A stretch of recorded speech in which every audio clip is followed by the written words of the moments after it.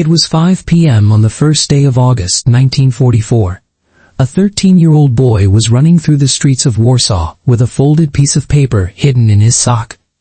Gunfire cracked somewhere behind him. He did not stop. That boy was one of thousands of children and teenagers who became the nervous system of an entire uprising. Without them, the Warsaw Uprising could not have functioned for a single day. Here is the strange truth. The Polish resistance had radios. It had trained officers. It had maps and plans years in the making. But in a city being torn apart block by block, none of that mattered if a message could not physically get from one commander to another. So the resistance turned to children. Why children? Because a boy on a bicycle looked like nothing. A girl carrying a basket looked like nothing. And in a city under German occupation, looking like nothing could keep you alive. This is what it was really like to be a teenage courier during the Warsaw Uprising. To understand why this role even existed, you have to understand what Warsaw was by the summer of 1944. Poland had been under German occupation since 1939. The city's Jewish population had already been murdered in the Holocaust, most of them at Treblinka, after the ghetto uprising was crushed the year before.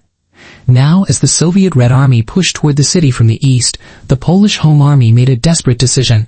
They would rise up and liberate Warsaw themselves before the Soviets arrived, to prove Poland's independence to the world.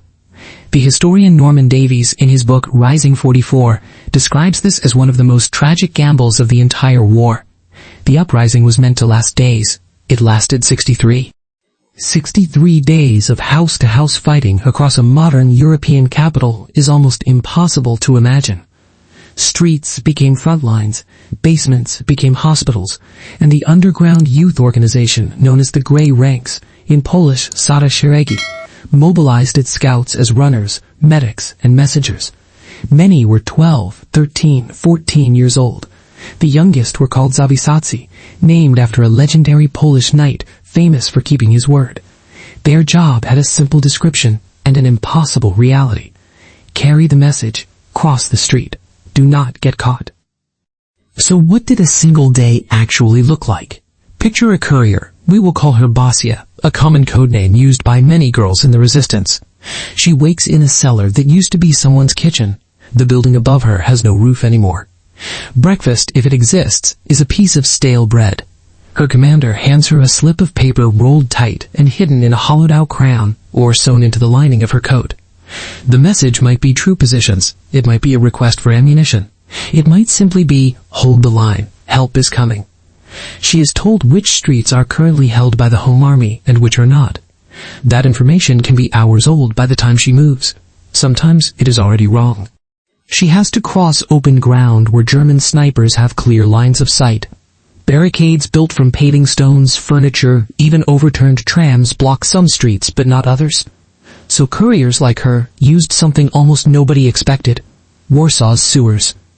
Beneath the ruined city ran a network of narrow brick tunnels, some barely wide enough for a person to crawl through, filled with waste, gas, and darkness so complete you could not see your own hand. Insurgents used them to move between districts the Germans had cut off from each other. Eyewitness accounts collected by the Warsaw Uprising Museum describe couriers spending hours in water up to their chests, holding a candle above their head, listening for German soldiers who sometimes dropped grenades through manhole covers into the tunnels below. Can you imagine choosing that path, on purpose, as a job, at 13 years old? The danger was not abstract.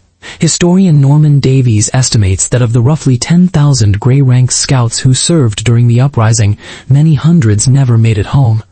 Some were shot crossing open streets. Some were caught with a message hidden on their body, which under German policy of the time could mean summary execution, no trial, no warning. And still, replacements kept volunteering.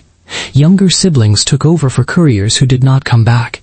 Entire cells of the Grey Ranks were made up of the same handful of families, passing the same dangerous job down from one child to the next. So here is what actually happened, again and again, across those 63 days.